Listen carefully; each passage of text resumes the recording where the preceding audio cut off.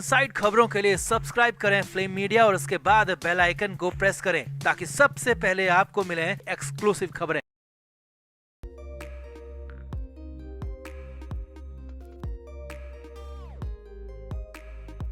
उद्धव ठाकरे क्या अपने गठबंधन से, क्या राहुल गांधी से, शरद पवार से गद्दारी कर रहे हैं, उनके खिलाफ काम कर रहे हैं? क्योंकि यहाँ पर उद्धव ठाकरे को लेकर ये बड़े सवाल खड़े हो गए तो पोल भी उनकी खुल गई और फोन पर बात हो रही थी। फोन पर ही बुरी तरह से बेइज्जत कर दिया, या कहें कि राहुल गांधी ने, शरद पवार ने उद्धव ठाकरे को कहीं का नहीं छोड़ा। पूरा मामला, पूरा घटनाक्रम आपको दिखाते हैं, बताते हैं कि आखिर संजय राउत के इशारे पर कैसे उद्धव ठाकरे ने एक बड़ा ब्लंडर कर दिया और उसके बाद तो ठाकरे की हालत उनके ही करीबी नेताओं ने बिल्कुल बहुत ज्यादा खराब कर दी। तो आप भी इस पर अपनी राय जरूर दें, कमेंट जरूर करें।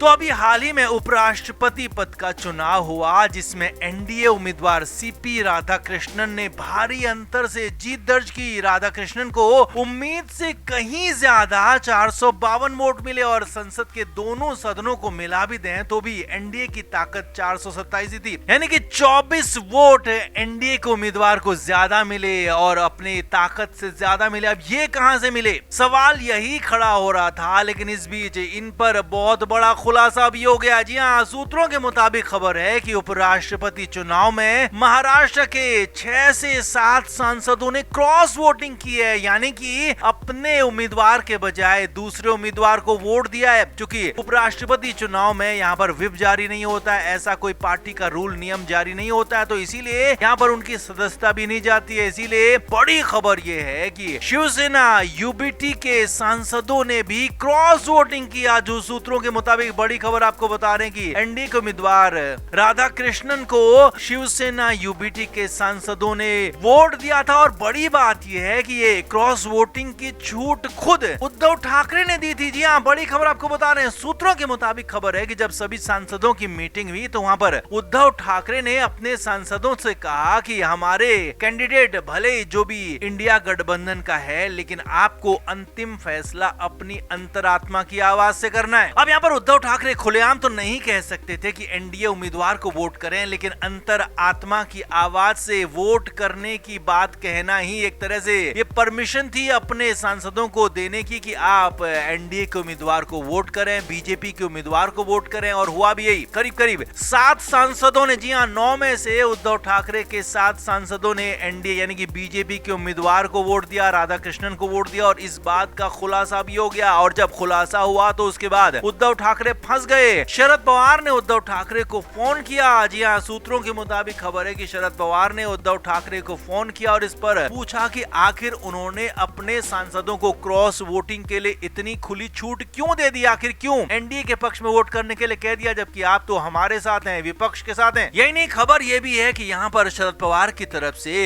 कांग्रेस के बड़े नेता प्रतिपक्ष लोकसभा में राहुल गांधी को फोन लगाया गया और वहां पर राहुल गांधी को भी ये बातें पता चल चुकी थी। तो खबर यह है सूत्रों के मुताबिक कि राहुल गांधी की तरफ से, शरद पवार की तरफ से उद्धव ठाकरे को बुरा सुनाया गया। उनसे कहा गया कि आप पर भरोसा नहीं किया जा सकता है, आप भरोसे के लायक नहीं है, आप बार बार भरोसा तोड़ रहे हैं। अब एक तरफ तो बीजेपी और एनडीए उद्धव ठाकरे को लेने को तैयार नहीं है, वो लाख कोशिश कर चुके हैं। और दूसरी तरफ राहुल गांधी, शरद पवार लगातार उद्धव ठाकरे पर सवाल उठा रहे हैं। उन पर यह तक कह दिया कि आप भरोसे के लायक नहीं है, इसीलिए फोन पर ही बुरी तरह से हड़का दिया है, कहें कि डांट दिया, फटकार दिया। तो क्या वाकई में उद्धव ठाकरे अपने गठबंधन से, अपने नेताओं से गद्दारी कर रहे थे? सवाल इसलिए उठ रहा है कि ये वोट जो क्रॉस वोटिंग हुई, इसमें उद्धव ठाकरे की न सिर्फ साइलेंट मंजूरी थी बल्कि उन्होंने खुलेआम परमिशन भी दी थी कि कहा था अंतरात्मा से वोट करें। अब ये सब कुछ हुआ था संजय राउत के इशारे पर। जी हाँ, संजय राउत ने जब राधाकृष्णन को एनडीए ने अपना उम्मीदवार घोषित किया था तो वहां पर साफ कहा था कि वो महाराष्ट्र के राज्यपाल के तौर पर अच्छा काम करके जा चुके हैं, लिहाजा उनको हमारा समर्थन रहेगा। लेकिन हाँ, हमें अपनी पार्टी लाइन भी देखनी होगी। तो कुल मिलाकर संजय राउत का ही ये कांड बताया जा रहा है। संजय राउत के इशारे पर उद्धव ठाकरे ने बड़ा ब्लंडर किया। तो आप इस पर क्या कहेंगे, आप भी कमेंट करके जरूर बताएं, वीडियो को शेयर भी करें।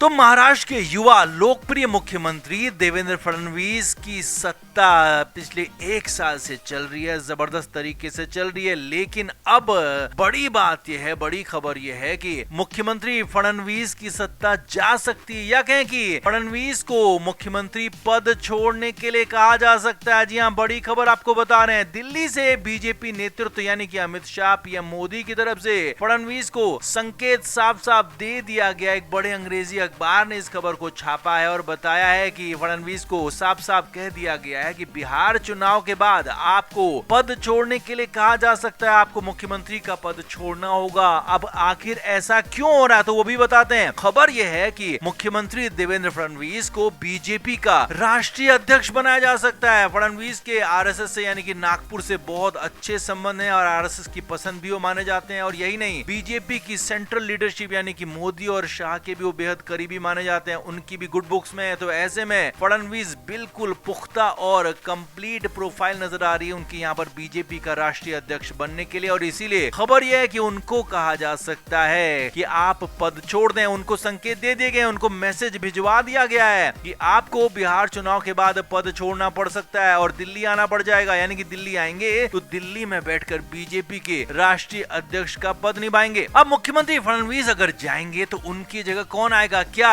एकनाथ शिंदे की वापसी होगी? तो इसका जवाब है बिल्कुल भी नहीं। जी हाँ, बीजेपी अब किसी भी कीमत पर एकनाथ शिंदे को दोबारा से मुख्यमंत्री नहीं बनाएगी। तो यहाँ पर मुख्यमंत्री कौन होगा? तो यहाँ पर चौंकाने वाला नाम हो सकता है। हालांकि कई लोग यहाँ पर फिलहाल मुख्यमंत्री पद के लिए लॉबिंग करने में जुट गए हैं, चाहे वो पूर्व मुख्यमंत्री नारायण राणे हों या फिर बीजेपी के और भी बड़े नेता हों। लेकिन सवाल ये है कि इस बार एक चौंकाने वाला नाम हो सकता है, युवा नाम हो सकता है। और सबसे बड़ी बात, मुख्यमंत्री देवेंद्र फडणवीस के करीबी या कहें कि उनके ही पसंद का नाम महाराष्ट्र का अगला नया मुख्यमंत्री हो सकता है, अगर मुख्यमंत्री फडणवीस को पद छोड़ने के लिए कहा जाता है बीजेपी नेतृत्व की तरफ से। हालांकि अभी भी बीजेपी के राष्ट्रीय अध्यक्ष की रेस में कई सारे नाम हैं, जिसमें चाहे वो फडणवीस हो, शिवराज सिंह चौहान हो, पुरुषोत्तम रूपाला हो या फिर धर्मेंद्र प्रधान का नाम भी यहाँ पर कहा जाता रहा है। तो लेकिन अब जिनमें से जो भी नाम फाइनल होगा और अगर मुख्यमंत्री फडणवीस का नाम फाइनल होता है तो उन्हें मुख्यमंत्री का पद छोड़ने के लिए कहा जाएगा, दिल्ली बुलाया जाएगा और उसके बाद ही महाराष्ट्र में नए मुख्यमंत्री की ताजपोशी होगी। तो आप क्या मानते हैं, क्या मुख्यमंत्री फडणवीस इस